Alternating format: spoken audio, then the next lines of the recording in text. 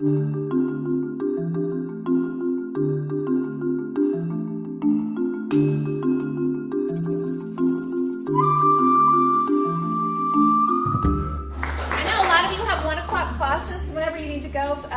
free to step out, but this is the time for question and answer. So if you have a question, if you'll raise your hand and speak loudly.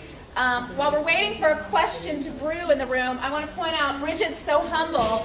This project over here, Project Angel Steps, her family created this organization to collect shoes for children in Haiti. This is totally done by her family.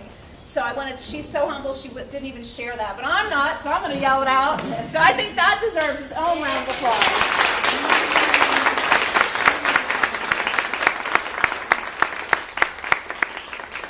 So does anyone have a question for any of the panelists? Go ahead. Yeah, I guess this would be for the Red Cross. I forgot your name already. But, do you feel like, I remember when Hurricane Katrina happened, and I'm having similar feelings now. And I know that the Red Cross is one of the most, I've heard it's one of the most efficient organizations as far as turning resources into help in the world. Do you feel like y'all are able, to get what people need to them? I mean, do you feel like whatever kind of organizational structure isn't preventing you from doing that, like what happened during the hurricane? Well, I think that now we have updates or conference calls every day from the Dallas chapter that is also coordinating information from national headquarters that's going out to, I think we have 782 chapters across the country just in America. We are doing the shipping. We sent supplies for 5,000 families, I'm going to say Wednesday of last week, that were sent from our Panama warehouse. So what we're trying to do is do things from Puerto Rico, from Panama, that are closest to get there, and then restocking from other disaster field service centers. So, we're trying to coordinate with the military. The Texas Baptist Men are wonderful partners for us, the Salvation Army, and I think that there is a lot better capability of some of the response organizations having better interoperability and working together because of lessons learned from Katrina.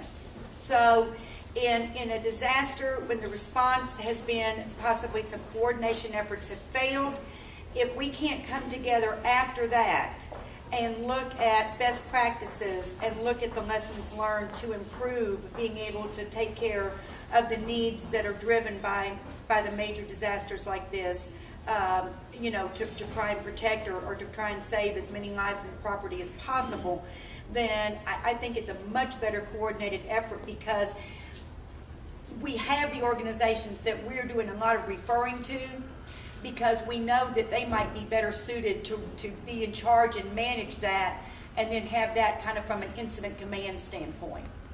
I heard that there's only one runway, and I didn't know if that was part of the problem. Well, I think that the travel into and out of has been an issue. I know that there's lots of actually the state of Texas, we got a list, which I did not bring. It's very, very lengthy, from Jack Colley, who is the emergency manager for the state of Texas, for Governor Perry, of the human resources and the material support resources, including planes and helicopters and National Guard that the state of Texas was making ready and sending. So I think a lot of the transportation for supplies and for needs for medical personnel is going to have to be done through helicopters. A lot of it may have to be just kind of, where they can land without having the runway. So, thank you. Are there any other questions? Go ahead. This is for all of y'all, whichever feels like they can most answer. I remember that you had mentioned that people cannot go over there and help unless they had been previously trained. And although money donations are amazing, it's what makes the world go round. I know sitting at home and watching TV, I felt absolutely helpless that I have my CNA license and I could do some small things, but nothing major. Are there any organizations that y'all know of that you can get trained on, preferably in a student timeline of a summer or something, that if another disaster happens, you can go to another country and be effective and useful. That's a good question. I'm trying to figure that out myself. I'm a nursing student, have a year experience. So like my last day of nursing school, I did 5 IVs and hard sticks, and I've administered meds, and I feel like I'm equipped. I can do physical exams. I also have my CNA. I'm trying to get there myself, and I'm hearing from the ground there's people bleeding. And there's teams there, but they're not.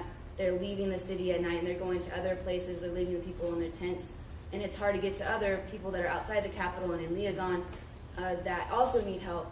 So I'm just as frustrated as you, and I wish I did know like a person or an organization I could point you to. But if you're looking to volunteer this summer, I know of several organizations that take summer volunteers, and there's a great website that I could direct you to called idealist.org, which has just tons of volunteer opportunities as well as job and internship opportunities for students. You simply type in what country you'd like to volunteer and other specifics, and into their search engine, and idealist.org, and you'll be able to find something that will fit for you.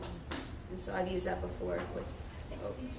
And I can send whoever would like the information about several. I'm a member of CERT here in the county, which is the Citizens Emergency Response Team, and I get a lot of information on some of the DMAT and some of the medical volunteer teams that you could get information about joining, because that was one of the volunteer teams that was dispatched by Jack Colley's office. So I know that there are some government, more or less, registered groups that I'd be happy to get information about that. Thank you.